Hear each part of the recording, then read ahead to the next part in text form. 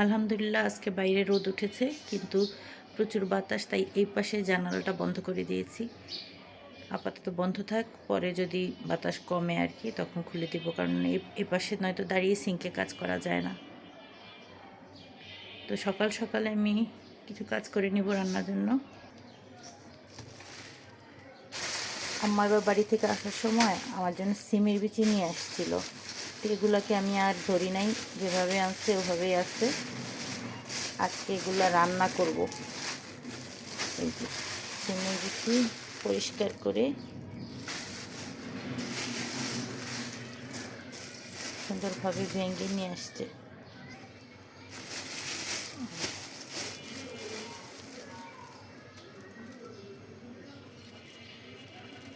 গ্রামের মানুষকে দিয়েই পরিষ্কার করে সুন্দর করে নিয়ে আসছি, যেন আমার কোনো ঝামেলা না হয়, কারণ এগুলোর উপরে খোসা ফেলতেই তো অনেক ঝামেলা। একদম পরিষ্কার, এখন শুধু রান্না করে খাবো।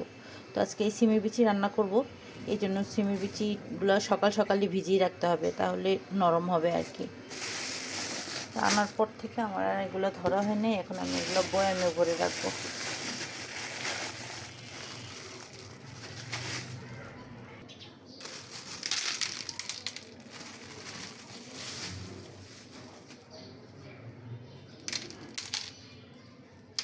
এক বয়াম হয়েছে।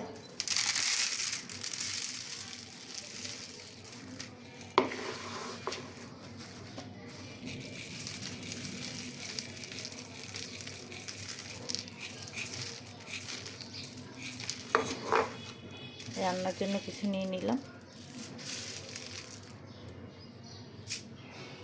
আর এইখানে আরও একটা ডাল আছে, এটা কিসের ডাল? এই যে এগুলো হচ্ছে খেসারির ডাল। কোন এলাকায় কী বলে জানি না, তবে আমরা খেসারি বলি। খেসারির ডাল এগুলো দিয়েই শাকটা রান্না করতে মজা হয়।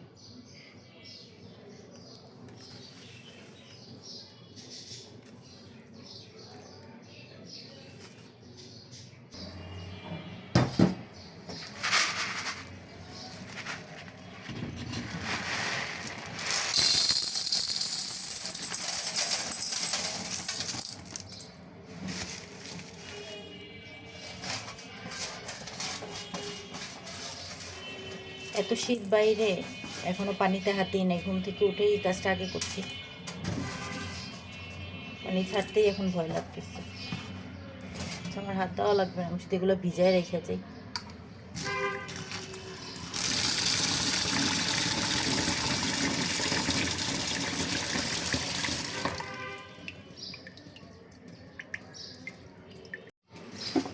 আর এগুলা রেখে দিব, পরে আরও একবার খাওয়া যাবে আর কি।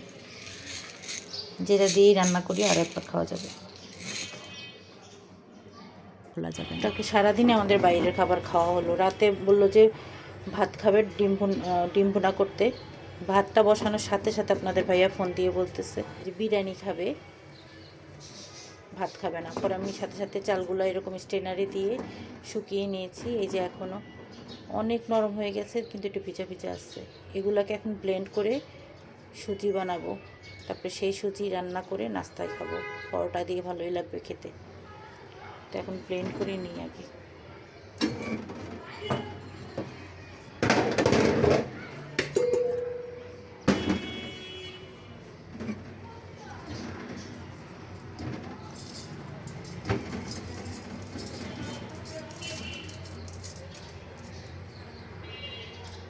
সবগুলো দিব?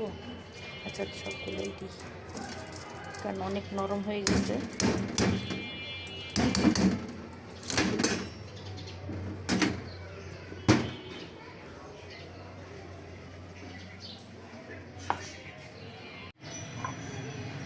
একটুখানি পানি দিয়ে দিচ্ছি।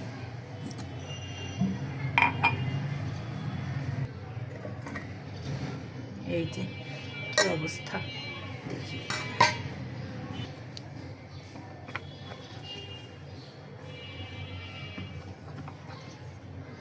যা আধা ভাঙ্গা ভিতরে আসছে, এই যে এরকম ভালোই হয়েছে। দেখি কেমন সুজি রান্না করা যায়।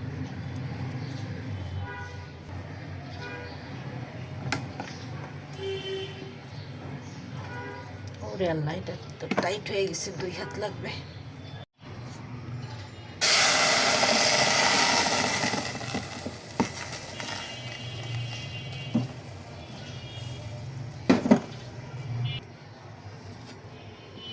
দিয়ে ধুয়ে দিই।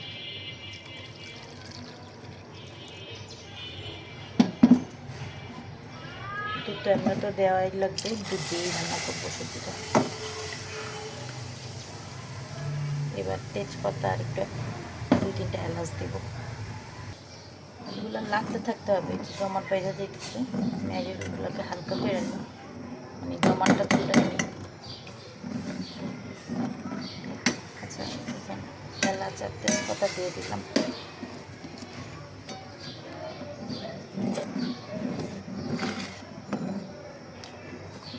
সুজি তো কিনতেই পাওয়া যায়, এইভাবে আসলে আর করা হয় নাই।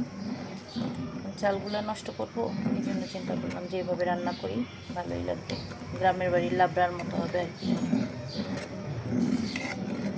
দুধ লাগলে আর একটু দিব, ওই যে পাশে রাখছি দুধ, লাগলে আর একটু দেবো।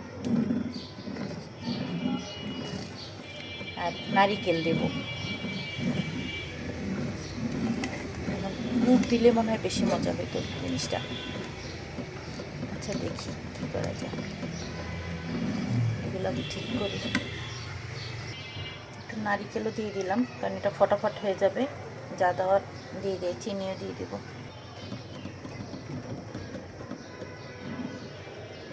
নারিকেলও আমার বরফ, দুধ সবটুকুই দিয়ে দিচ্ছি।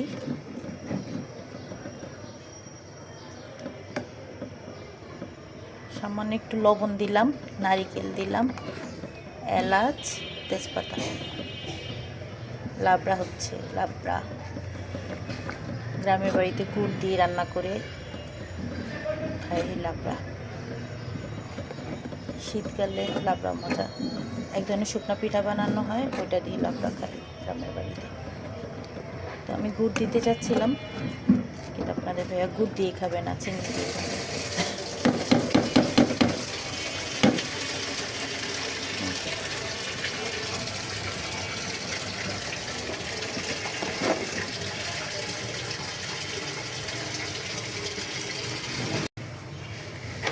কমলা, মামার এই পাতিলে একটুখানি পানি দাও তো, একটু পানি লাগবে, ঘন হয়ে গেছে।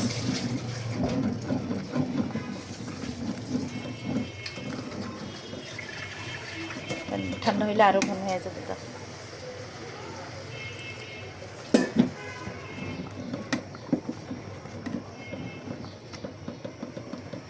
পাতলা পাতলা উঠানো লাগবে, তাইলে না খাইয়া মজা পাবো। পরোটা দিয়ে খাবো। চালের রুটি হলে ভালো হতো, চালের রুটি নেই।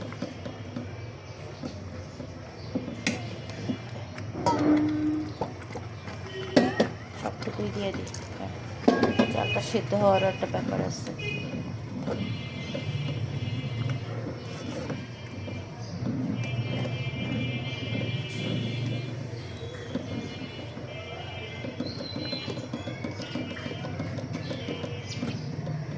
হয়ে গেছে, এখন চালগুলোও সেদ্ধ হয়ে গেছে।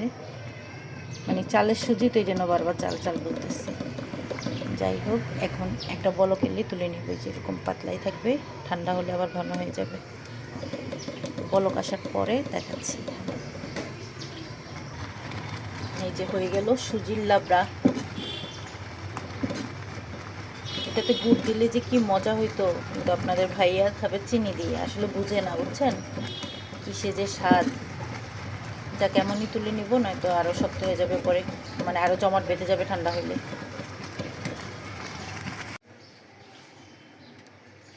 তা আমি বাটিতে সব বাটতেছি, 3 বাটি নিলাম 3 জনের। বাড়া শেষ, এখন শুধু পরোটা ভাজবো আর ডিম পোস্ট করবো এটার সাথে। এই বাটিতে আর একটু দিই।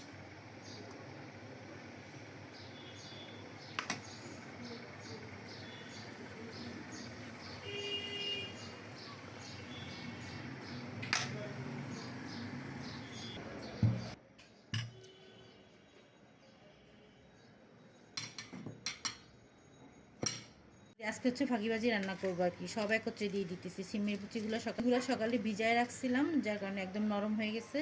এখন ওই নতুন আলুর মতো করে রান্না করবো, একত্রে সব দিয়ে। তারপরে মশলা মেখে বসিয়ে দিব। গরম মশলাও দিয়ে দিলাম, এখন সিমের বিচিগুলোও দিয়ে দিচ্ছি। তারপরে আদা, রসুন, হলুদ, মরিচ, লবণ সব একত্রে মেখে তারপরে চুলায় দিয়ে দিব। রান্নাটাও তাড়াতাড়ি হবে, খেতেও মজা হবে।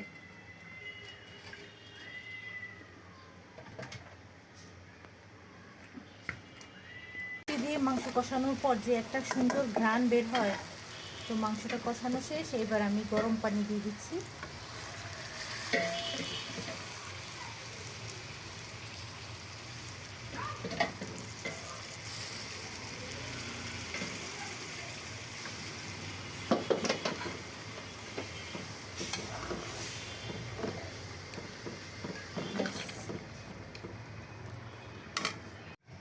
আর এই যে কমলার মাছ সালাদ কেটে দিয়ে গেছে, টমেটো সালাদ। এখানে হচ্ছে করলা কাটার পর আমি আবার লবণ মেখে রাখলাম। আর এই যে পেঁয়াজকলিটা কি ভাজবো কিনা চিন্তা করতেছি। আজকে আবার আদা রসুন বাটছি।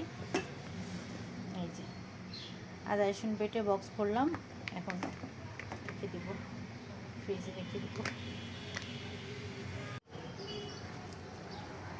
এখানে করলাগুলো ধুয়ে নিচ্ছি, তারপর করলা ভাজি চড়াবো। করলা আগে তেলে একটু ভেজে নিলাম, তাহলে চিটা কম লাগবে। পেঁয়াজ কাঁচামরিচ,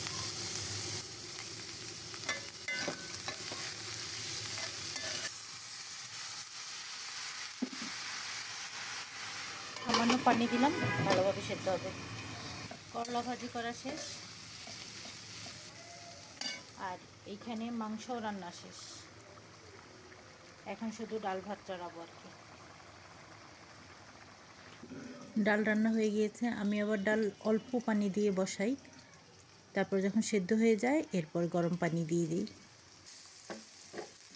ডালে বাগার দিয়ে দিচ্ছি।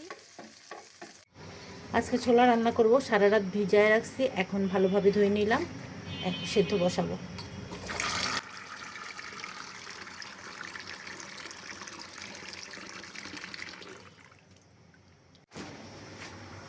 সামান্য লবণ আর সামান্য হলুদ দিয়ে দিলাম, একটু সেদ্ধ হতে থাক। অনেকদিন পর আজকে আমার ছোলা খাইতে ইচ্ছে হয়েছে। আজকে না, আসলে কালকে ইচ্ছে হয়েছে, তো রাতের বেলা ভিজায় রাখছি। কিছু জিনিস ইচ্ছা হইলে আসলে সাথে সাথে খাওয়া যায় না। সারা রাত ভিজলো, আজকে রান্না করব। আদা রসুন পেঁয়াজ, গরম মশলা, দারচিনি এলাচ তেজপাতা, হলুদ মরিচ লবণ সব দিয়ে দিলাম। মশলাটা কষাচ্ছি, এখানে ছোলা রান্না করব। মশলার সাথে আলুটাও কষায় নিলাম। আলুগুলো আমি আগে সেদ্ধ করে নিচ্ছি, তারপরে ছোটো ছোটো পিস করে নিচ্ছি। তো ভালোভাবে কষানো হয়েছে, এখন দিয়ে দিব ছোলা, সেদ্ধ করে রাখা ছোলা আর কি।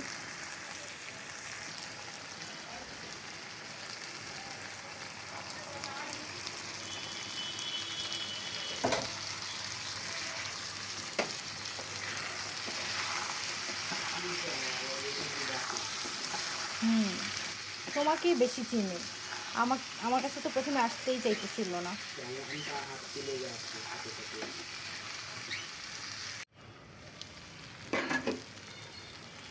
এই যে ছোলাগুলো রান্না শেষ।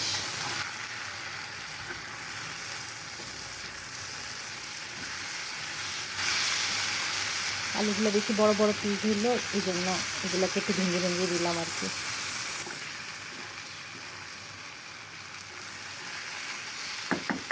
ছোলা রান্না শেষ। ভিডিওটাই পর্যন্ত। আল্লাহ হাফেজ।